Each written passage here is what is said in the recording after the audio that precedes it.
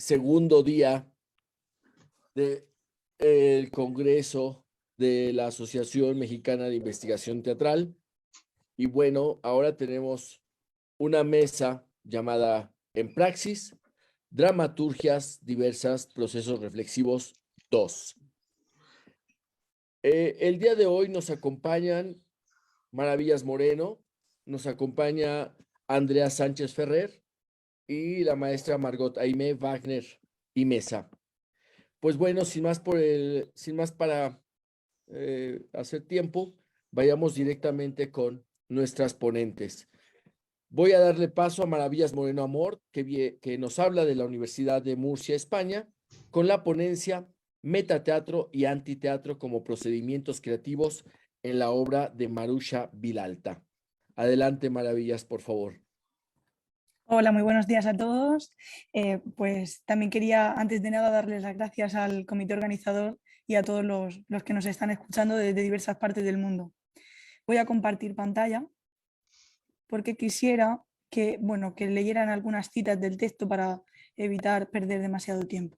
A ver. Vale.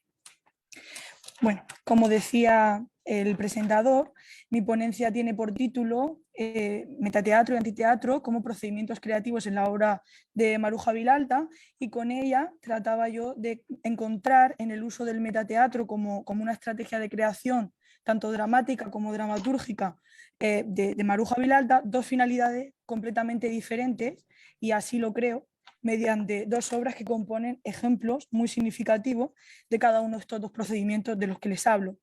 Las obras en cuestión son, de una parte, Pequeña historia de horror y amor desenfrenado, publicado en 1984, que tiene una clara influencia pues, del teatro del absurdo, de Beckett, de Ionesco, y por otra parte Jesucristo entre nosotros, publicada en 1994, y que es una obra que, como otras tantas de la última etapa de la dramaturga, pues tratan de encontrar una denuncia social a través de una específica comprensión de la religión católica ya ligada a la teología de la liberación. Pero bueno, nos vamos a meter en cuestión y vamos a ver esta presencia de lo metateatral de la que les hablo.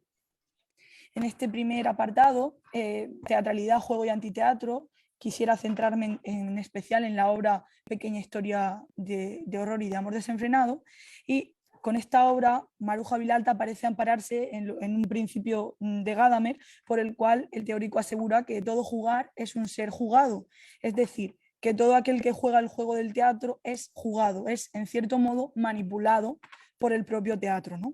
Desde el principio, el lector, el espectador, descubre en la pieza una revisión satírico-burlesca, cómica en cualquier caso, del género policíaco. Los personajes de esta obra exponen el reverso de todos estos cuantos pululan en las comedias de intriga, de asesinatos, en fin, de resolución de crímenes.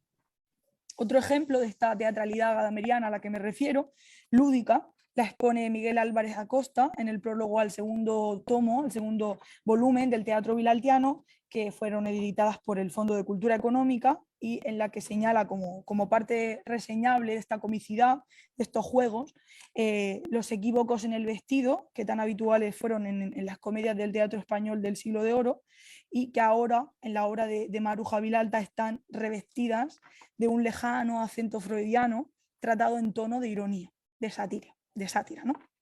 El ejemplo por excelencia será el travestismo de este personaje tan importante en la obra como será tía Emily, que como ven en la cita que tienen en pantalla, pues funde en su configuración dramática locura y lucidez, homosexualidad y heterosexualidad, mujer-hombre, en fin. Es un personaje que expone una diversidad de perspectivas muy interesante y muy rica para la obra.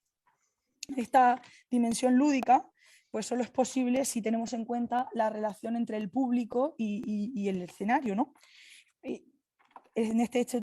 Entonces, en este contexto, el hecho teatral pues se concibe como un juego en el que el elenco y el público asumen y comprenden que lo que tiene lugar en la escena pues tiene lugar como si fuera real, aunque la voluntad de acceso no sea solo la imitación, sino también la deformación de esa realidad representada.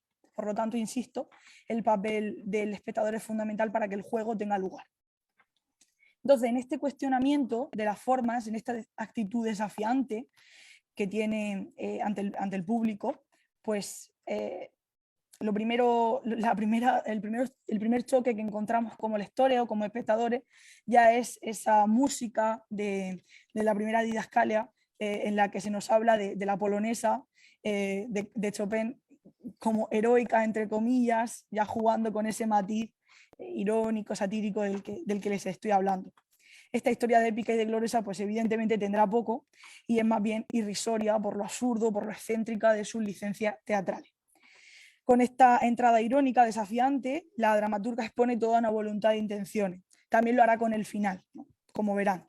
Porque tras el juego que ven aquí en la pantalla con esta cita que les he extraído de la obra, tras el juego de la autora con la multiplicidad de posibles desenlaces de la historia, pues rompe una característica distintiva del género policíaco, ¿no? Que es ese final sorpresivo que todos esperamos, esa sorpresa final, y deja a la absoluta libertad del espectador, del lector, elegir cuál es el final para sus personajes.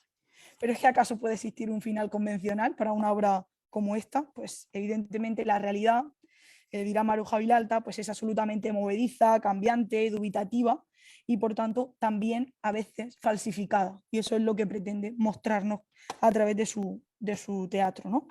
Imponernos soluciones dramáticas estimulantes acordes con el descubrimiento de la única realidad factible, que no es otra que la del teatro, con todo su engaño, todo su juego y toda su verdad también, ¿no? Bueno, este juego no deja de ser una estrategia, como también lo es la confusión del vestuario, de la que les he hablado antes, o el uso intencional del elemento musical, ¿no? Como en la polonesa. Como mecanismo textual o escénico, la denegación hace consciente al lector de este funcionamiento teatral, desenmascarando en cierto sentido la ilusión, todo cuanto hay de teatro.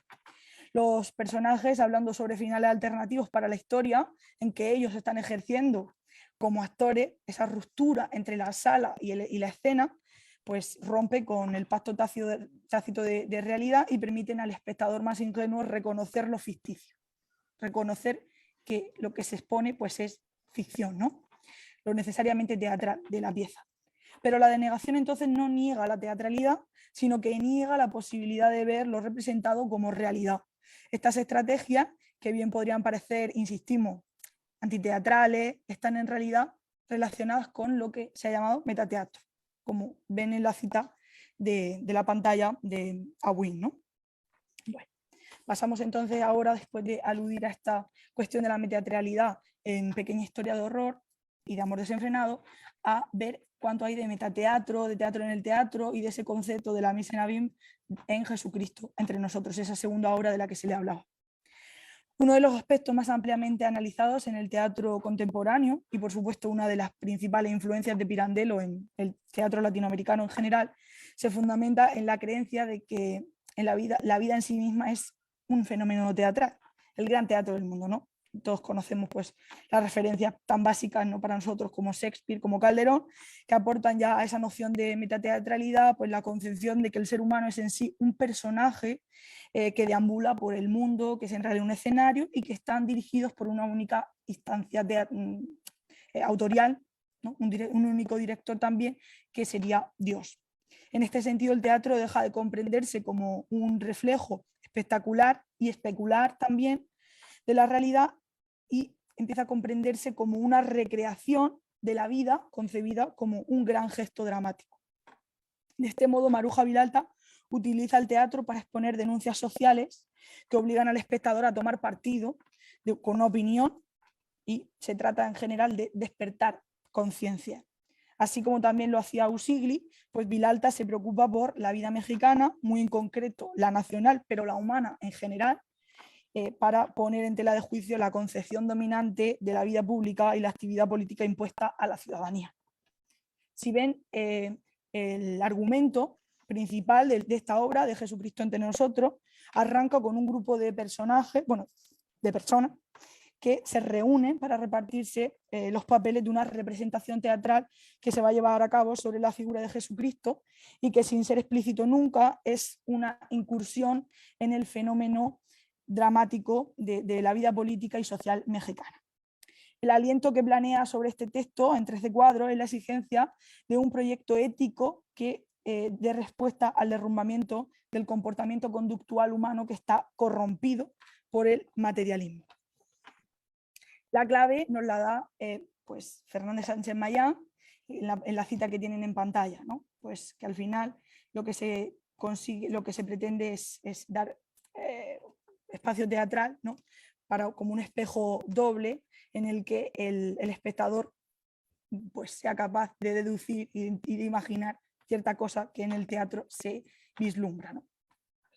El criterio dramático que opera en la pieza, entonces, el que ha sido llamado en la teoría teatral como la mise en abîme y cuya forma más habitual no es otra que la del teatro en el teatro. Su atribución sería entonces la del tipo de estructura teatral en la que una obra se representa dentro de una obra. Curiosamente, valga la reducción simplista, esta es la mejor definición de la obra de Jesucristo entre nosotros, evidentemente. La prueba más fidedigna de ello es el título del segundo cuadro, Actores de una obra, que lleva implícito la colisión en sus personajes de dos papeles, atendiendo a los dos niveles de narración, pues dramáticos en este caso, de representación si se quiere, el de la obra de teatro que estamos leyendo, el nivel dramático, y el del teatro en el teatro, esa segunda obra representada dentro, ¿no? Ese nivel metadramático, como ven de nuevo en la cita que les había puesto en pantalla. Resulta entonces sumamente interesante que no sea el plano de la ficción, el nivel metadramático, el que se inserte en el plano de la representación de la realidad, en el nivel superficial, ¿no? En el nivel dramático, sino que sea el primero el que condicione e incluso modifique el segundo. El director plantea la facilidad de cambiar de nombre en la vida real a Ismael, como si de un personaje cualquiera se tratase en la vida real, de lo que se hablaba de ese gran teatro del mundo. Por consiguiente, el teatro dentro del teatro expone el hecho teatral desde una perspectiva nuevamente lúdica, nuevamente cómica, revelando el origen esencialmente ficticio de todo lo representado y conduciéndonos a la creencia de que las personas somos también actores y actrices y que nuestras identidades al fin y al cabo pueden ser intercambiadas. Además, a menudo estos recursos de inserción de unas ficciones dentro de otras hacen que los personajes permeen y traspasen los límites del nivel al que pertenecen y cambien al inmediatamente superior o inferior, produciendo estos trasvases entre los diferentes niveles de teatralidad dramáticos, ¿no? En el cuadro 1 de la pieza de Jesucristo entre nosotros, veíamos a un trabajador que reconoce al propio Jesucristo a la orilla del río, lavándose los pies, pero no se atreve a preguntar. En el penúltimo cuadro, el cuadro 12, pues ese mismo trabajador regresa a la escena, esta vez porque ha reunido el valor y decide preguntarle. Y le pregunta, ¿eres tú, verdad, Señor? Eres Cristo, el ungido, el Hijo de Dios, sé que eres tú. Y frente al resto de personajes que han mirado sin verlo a este Jesucristo con ropa de camillero, se presenta a lo largo de la obra con diferentes vestidos también, con traje y corbata de oficinista, con el uniforme de presidiario en una cárcel, pues finalmente es este personaje, el primero que encontramos en la lectura, el que logra identificar a través de los siglos a este Jesucristo que ha vuelto entre nosotros, a la humanidad, ¿no? Y lo logra porque recientemente ha ido a ver una obra de teatro en la que Jesucristo es el protagonista. Lo vemos en la cita que tienen también en pantalla. Por lo tanto, la sorpresa del espectador, de nosotros como espectadores, es descubrir que esos dos planos que creía desfasados, que las historias que ha visto o que ha leído, la de esos 3 fusilados, la de los narcotraficantes, los soldados y los policías, diferentes historias que se nos han ido contando, pues eran solo escenas, en realidad, sin saberlo, de una gran representación que se anunció en el segundo cuadro y que no veíamos, en cierto sentido, esa conexión. Tan solo los cuadros primero, segundo, el 12 y el 13 pertenecen al primer nivel, mientras que el resto, según descubrimos al final de la lectura, pues forman parte, insisto, de esa representación enmarcada que compone el segundo nivel, el nivel metadramático. El lector espectador entonces no es consciente de los niveles de ficción del texto hasta el desenlace. En realidad ese efecto del teatro en el teatro parece a priori una mera alusión en el cuerpo de la obra, aunque en realidad se revela finalmente como una estrategia absolutamente efectista y certera en el objeto para el que se elaboró, ¿no?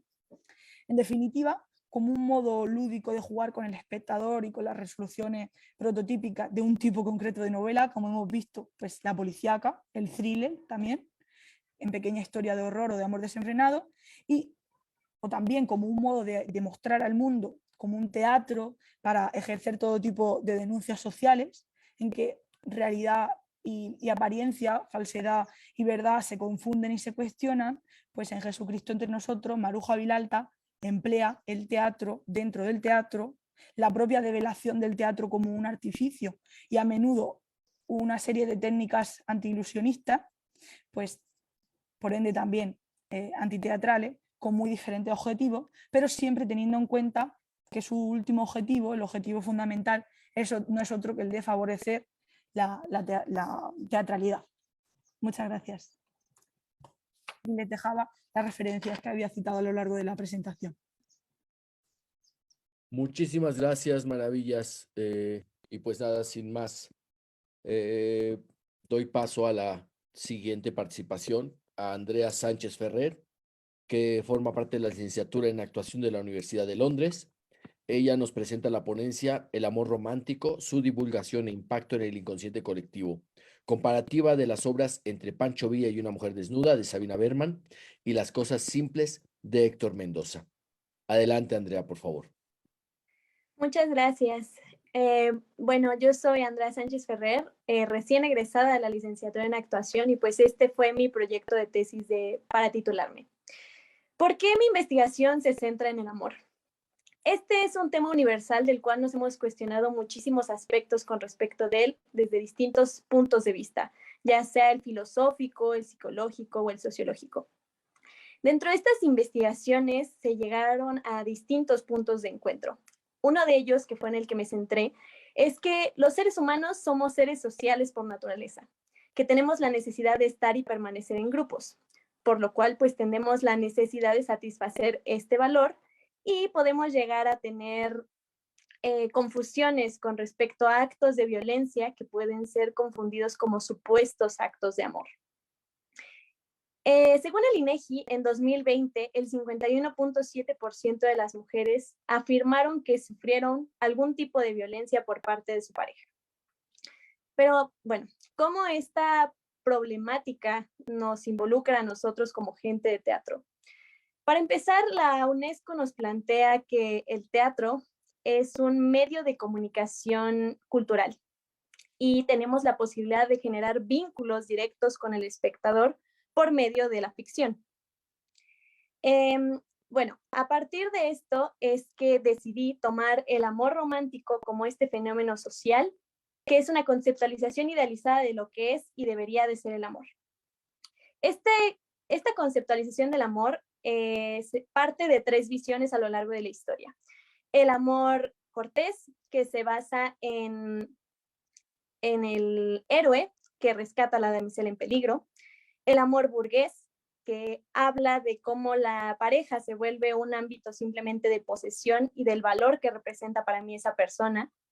Y el amor victoriano, que se centra en un ámbito de moralidad y donde las mujeres son simplemente vistas como esposas y mujeres obedientes y devotas a su marido. A partir de estas tres visiones es que se conceptualiza el término del amor romántico y se crean ciertos pilares que hablan acerca de que el amor lo puede todo, que los celos son el pilar que demuestra la importancia que tienes para la otra persona, donde el matrimonio se fundamenta a partir de ser un logro en el amor y este fin último a donde tenemos que aspirar a llegar, donde el amor nos completa como personas, donde somos exclusivos y propiedades de nuestras parejas y otro tipo de ideas que pueden llegar a ser violentas en las dinámicas de pareja. ¿Cuál es el problema realmente aquí?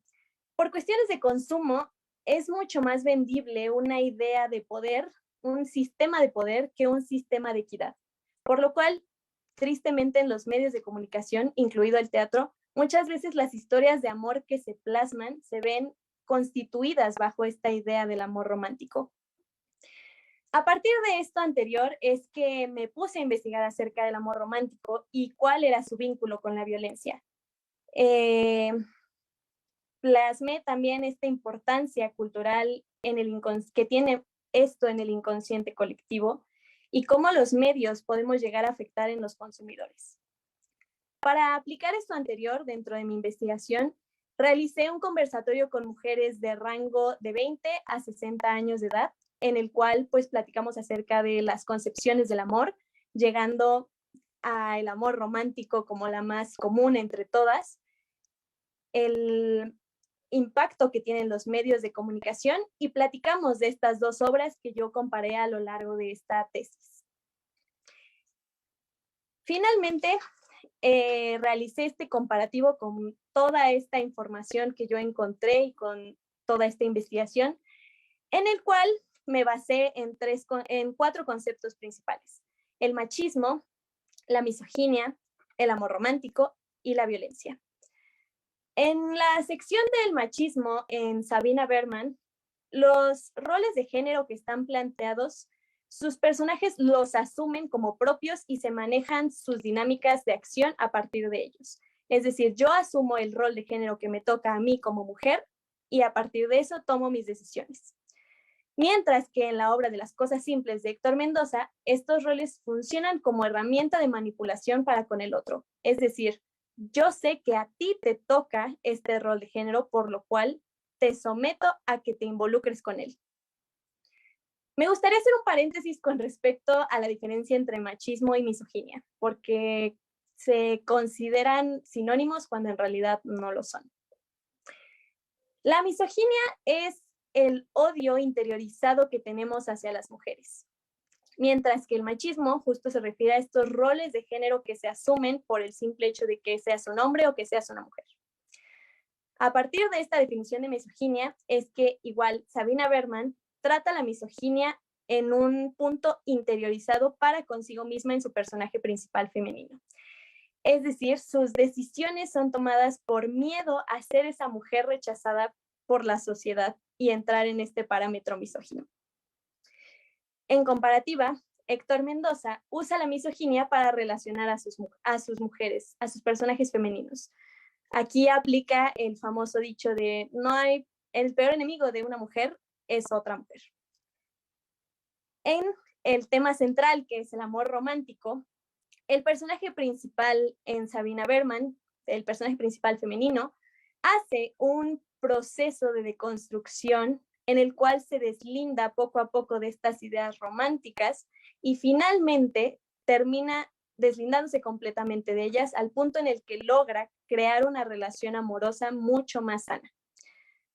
En cambio, en los personajes de Héctor Mendoza, parece ser que esta relación amorosa se basa únicamente en una cuestión de beneficio, de cómo yo obtengo algo de ti sin darte absolutamente nada a cambio. No hay un sentido de reciprocidad entre las parejas y por esto mismo no hay responsabilidad afectiva. Y finalmente, relacionando esto con el ámbito de la violencia, en ambas obras existe un ciclo de la violencia muy claro. Sin embargo, en Sabina Berman, por las decisiones y este proceso que vive el personaje principal femenino, ella logra una reflexión y puede terminar con este ciclo del cual era parte.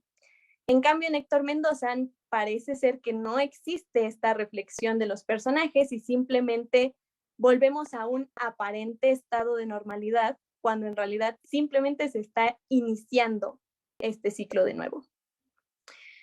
¿A qué quiero llegar con todo este análisis?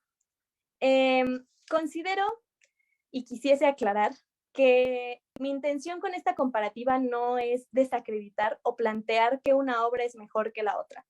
Simplemente me gustaría hacer un análisis crítico de los contenidos porque creo que es a partir de este análisis que nosotros como gente de teatro, como gente creadora de este contenido, ya sea desde la trinchera que estemos siendo directores de escena, siendo productores, dramaturgos, actores incluso, podamos nosotros asumir esta responsabilidad que tenemos y ser conscientes de las ideas que estamos difundiendo en nuestras puestas en escena. Esto con la finalidad de generar un contenido que invite a una reflexión sana al espectador y que tenga una visión mucho más actual de los temas que estamos tratando. Y pues eso sería todo. Muchísimas gracias por su atención. Yo soy Andrea Sánchez Ferrer y espero que tengan un muy bonito día. Muchas gracias, Andrea. Quedaban 2 minutitos, pero muchísimas gracias. Muy interesante.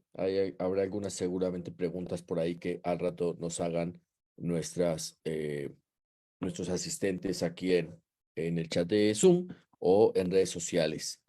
Y pues nada, sin mayor preámbulo, le doy la palabra a la maestra Margot Aimé Wagner y Mesa de la Facultad de Filosofía y Letras UNAM. Ella nos presenta la ponencia Ben Jonson, innovador del teatro renacentista inglés. Adelante, maestra, por favor.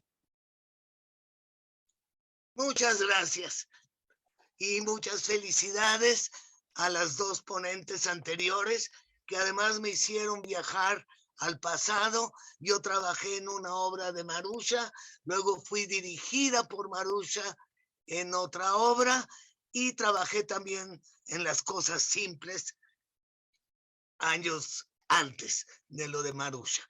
Bien, muchas gracias.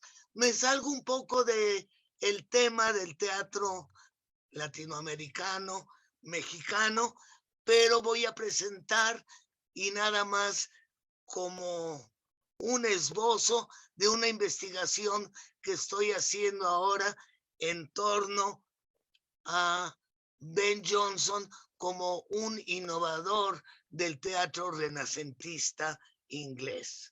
Entonces, como dije, este es un esbozo de una investigación y agradecería después que me dijeran si voy bien o me regreso. Inicio. El dramaturgo inglés Ben Jonson, 1572-1637, 9 años menor que Shakespeare, fue no solo un innovador del género cómico inglés, sino también un crítico mordaz de la sociedad inglesa, en especial de la londinense. Actor y dramaturgo, se unió a la compañía de Philip Henslowe aproximadamente en el 597. En ese año escribió en colaboración con Nash La Isla de los Perros, que le valió su primer encarcelamiento.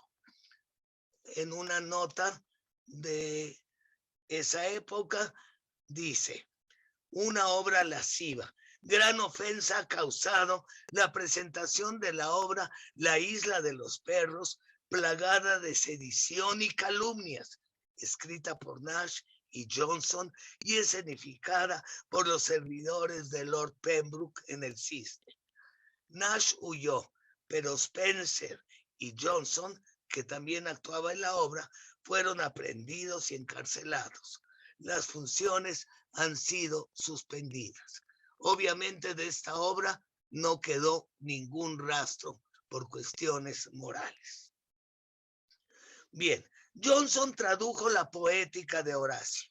De ahí proviene la regularidad de sus textos, la unidad de acción, de lugar y de tiempo. En los prólogos a sus obras me basaré básicamente en los prólogos, no en las obras mismas. En los prólogos a sus obras nos plantea su concepción de comedia. En Every Man His Humor se lanza contra el teatro escrito por sus contemporáneos e introduce un manifiesto estético en Pareados. En este manifiesto, mal traducido por mí, vamos a encontrar la crítica hacia las obras de Shakespeare que conocemos. Cito: a pesar de que muchos poetas lo hacen, ya sea por arte o porque la naturaleza no los ha mejorado, el nuestro no necesita de un ruidoso escenario para ganar vuestro deleite, a un precio que él mismo debe odiar. Convertir a un niño en pañales en un hombre ataviado y con barba, o con solo un verso o verso y medio, pasar 3 años rápida y forzosamente y con 13 rumbrosas espadas, finiquitar la lucha de largos años entre los York y los Lancaster, restableciendo la paz, no lo van a ver hoy.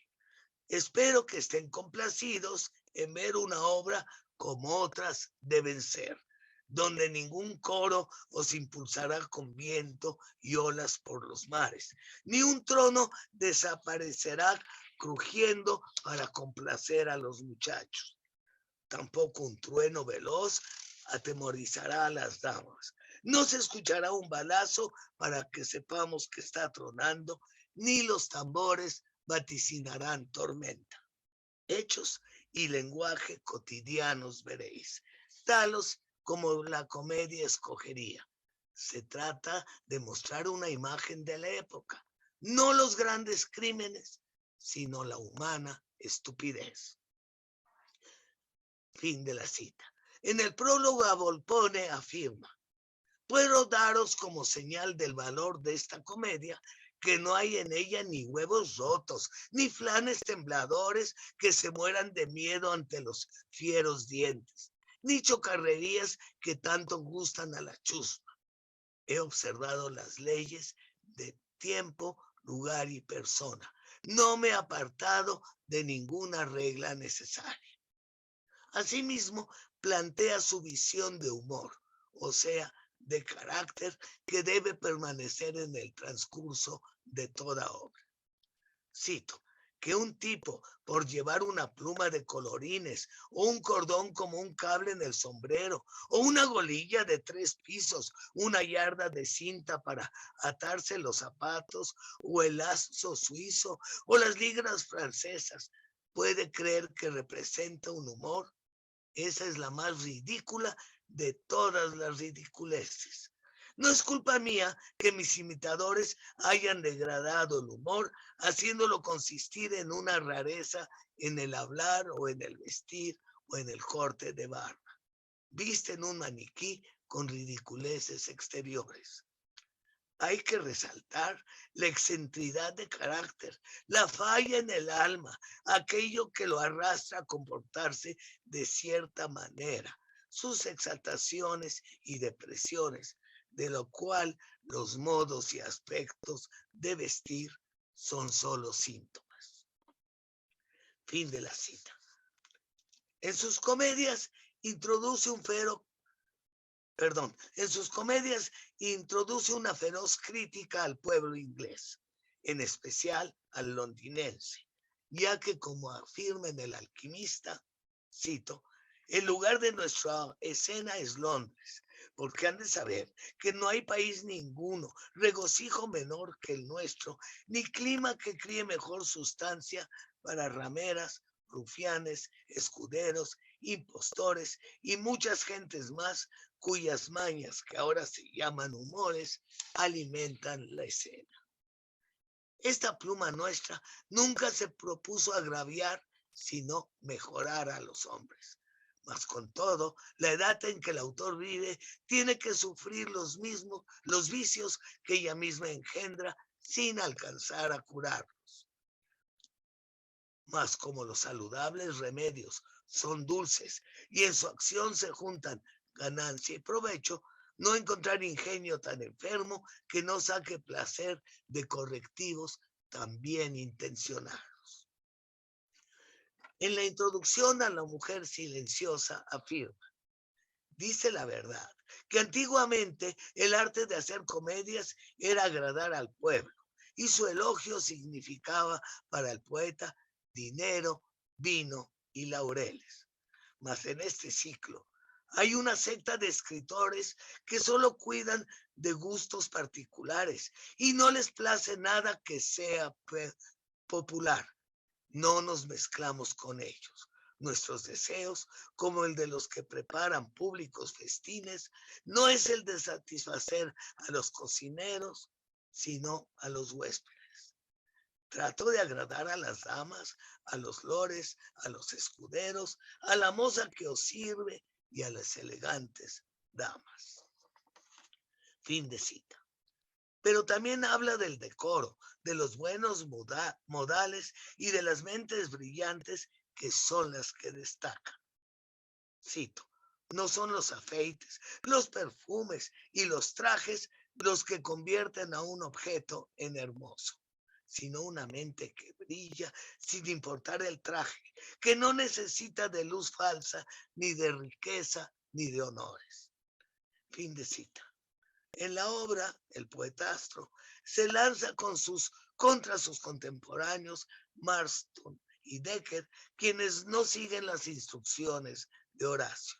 Sin embargo, y esto es la realidad, cuando estos dramaturgos son encarcelados, Johnson acude para ser encarcelado él también. Bueno, Johnson salía y entraba de la cárcel como Pedro por su casa.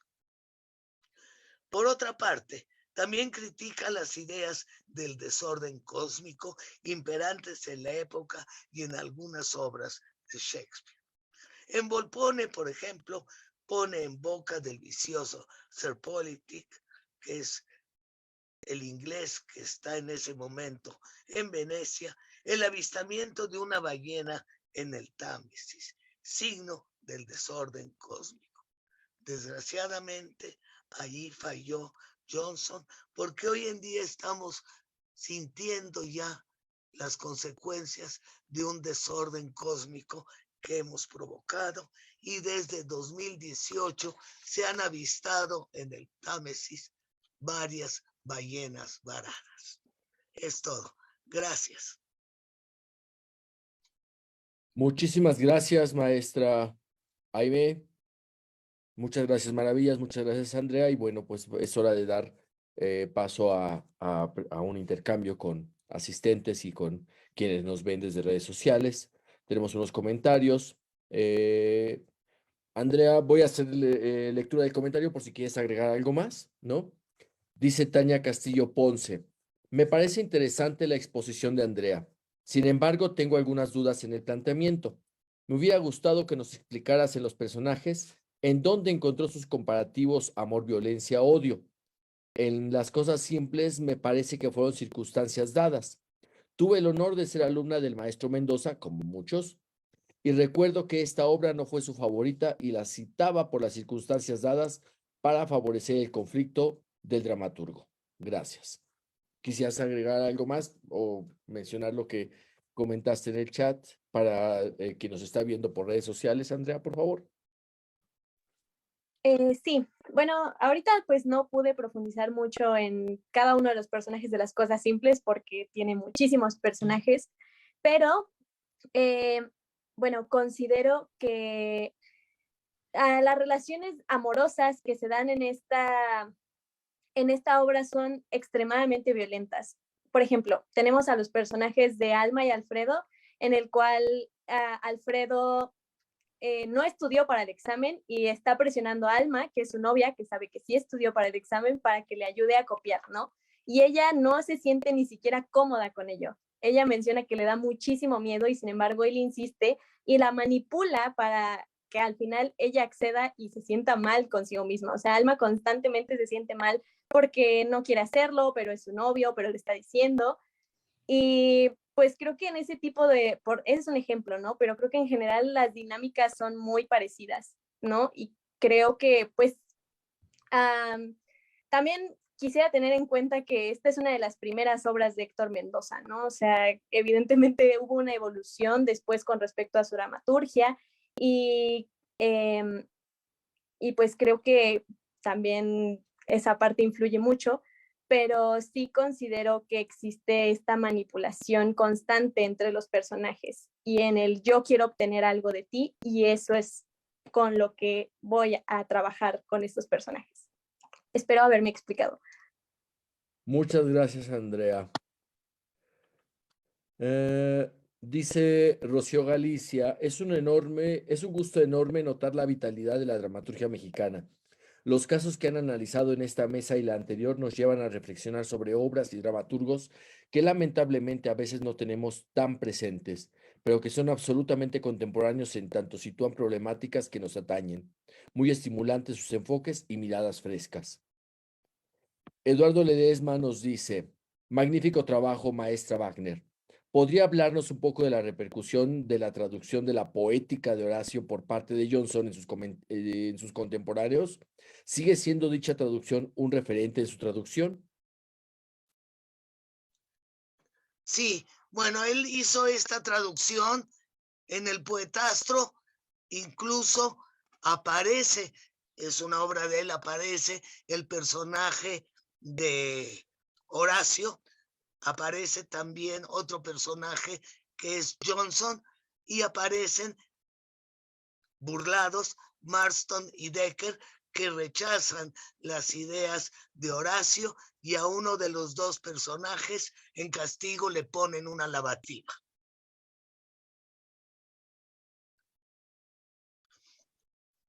Muchas gracias, maestra Aimé. Desde Facebook, para Andrea Sánchez, ¿crees que la diferencia entre las visiones que construyen a cada drama está en lo que podríamos llamar hoy perspectiva de género, aunque dicha perspectiva no fuese contemplada a priori por ambos autores? Es de Teatro de los Sótanos. Sí, yo considero que inconscientemente puede llegar a haber una perspectiva de género o no, precisamente porque creo que desde siempre nos han enseñado en esta sociedad mexicana una educación un tanto machista en el cual nos basamos mucho en los roles de género y nuestra educación considero que sí es distinta dependiendo de si eres hombre o si eres mujer y que incluso aunque sea la misma circunstancia, bajo esta educación la perspectiva puede ser distinta. Entonces sí creo que influye a pesar de que no sea bajo una cuestión consciente o incluso que fuera el fin, creo que sí. Ok, muchas gracias, Andrea. Comentario de Tania Castillo. Maestra Aimé, la saludo mucho. Fui su alumna en el año 1 Caña. Un abrazo. Igualmente, gracias. De Claudia Patricia Meraz. Estoy profundamente agradecida y conmovida por una mesa tan brillante y femenina. Gracias, colegas. Ustedes son un claro ejemplo de generaciones unidas. De Jesús Isaías Telles Rojas. Felicitaciones por su ponencia a la maestra Aimé.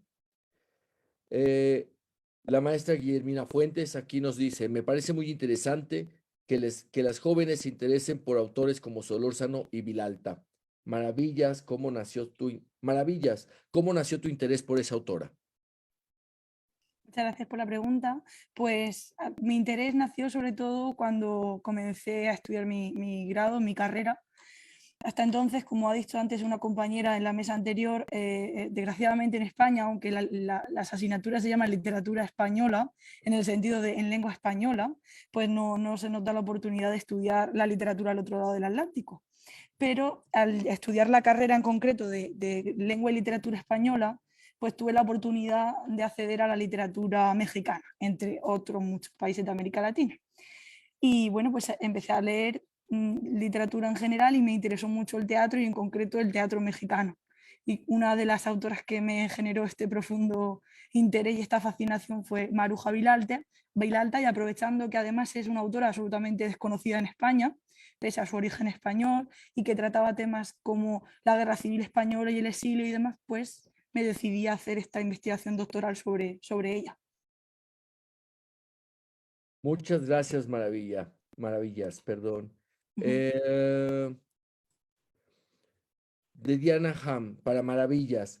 ¿La metateatralidad funciona como una estrategia para dimensionar la complejidad de la vida mexicana? ¿A qué nos referimos con la vida mexicana?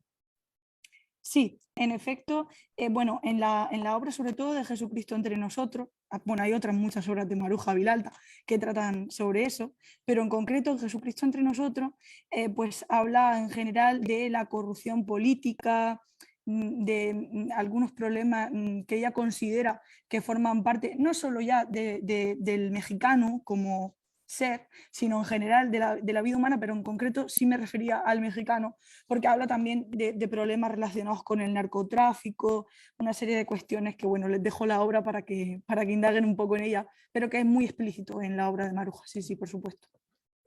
Muchas gracias, Maravillas. De Arturo Díaz Sandoval.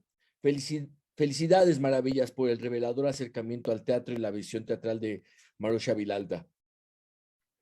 Muchas Mira, gracias. la diferencia otra vez, Marusha. Nosotros decimos Marusha Vilalta, Maruja Vilalta. Pero eso es lo interesante. Está muy- Imagino que ustedes dirán la forma buena, ¿no? de pronunciarlo, pero bueno, no sé, Yo yo no creo que la no hay formas conocí. buenas, pero Si hay alguien aquí que nos puede confirmar esto, Si es la ella se maestra llamaba a sí misma Marucha. Perfecto, pues mire, así a partir de ahora en cada una de mis ponencias o de mis investigaciones lo diré bien, muchas gracias. es que además Marusha Vilalta tenía una cortinilla en Canal 11, si mal no recuerdo. Sí, Y tuvo bueno, varios programas en sí, sí, una televisión. maravilla. De Susana Báez. Andrea, me parece muy importante que atiendas el tema de la complejidad de las violencias de género desde la dramaturgia. ¿Podrías comentar en qué aporta esta perspectiva a los estudios teatrales? Y gracias a la mesa. Pues justo creo que todo parte de la responsabilidad. O sea, decía Ludwig Margules, el teatro no es un basurero de ocurrencias, ¿no? Y creo que debemos de ser muy conscientes de que alguien nos está viendo y alguien nos está consumiendo y como también lo decía otra de las ponentes, claro que tenemos un impacto en el que nos ve, ¿no? Entonces, por eso para mí es muy importante que las dramaturgias sean mucho más actuales, que hablen de estas temáticas sociales y que planteen una reflexión mucho más equitativa y mucho más sana al respecto. Muchas gracias, Andrea. Otro comentario de Arturo Díaz para Maravillas. Me parece importante la visión sobre la ideología latinoamericana que estás alumbrando. Muchas gracias. Sí. Yo tendría una pregunta para Andrea en estos 4 minutos que nos quedan. Esperemos que podamos cerrar a tiempo. Y pensaba justo en si la representación, en este caso la escénica, hablando de teatro, ¿no? Si la representación escénica pudiera funcionar como estrategia de desmontaje de ese amor romántico del que hablas. Yo considero que sí, porque justo en este conversatorio que realicé, estas ideas del amor romántico justo venían, por ejemplo, ¿no? Decían, pues es que las películas, las obras de teatro, las series van de eso, ¿no? O sea, normalmente se plasma este tipo de amor romántico. Entonces, pues muchas veces sí crecemos con esta idea, ¿no? Y quizá es hasta que nos vemos en situaciones extremas o que nos empezamos a sentir incómodos con esta visión del amor, es que decimos, ¿sí será? Entonces, creo que sí tenemos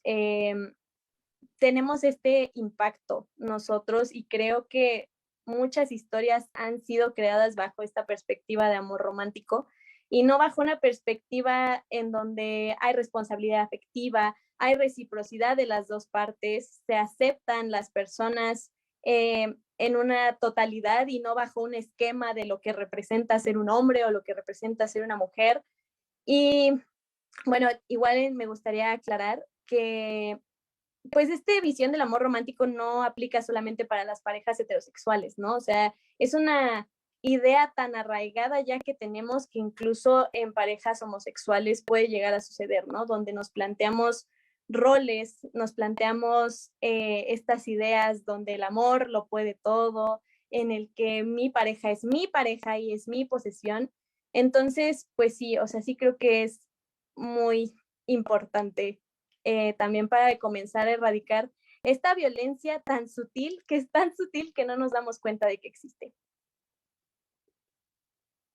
Muy cierto, Andrea. Bueno, pues muchas gracias. Un comentario de Eduardo Ledesma dice, para Andrea, el amor romántico tiene una fuente muy importante en el catarismo de la cultura hispánica. Vale la pena revisar dicha tradición y su escena.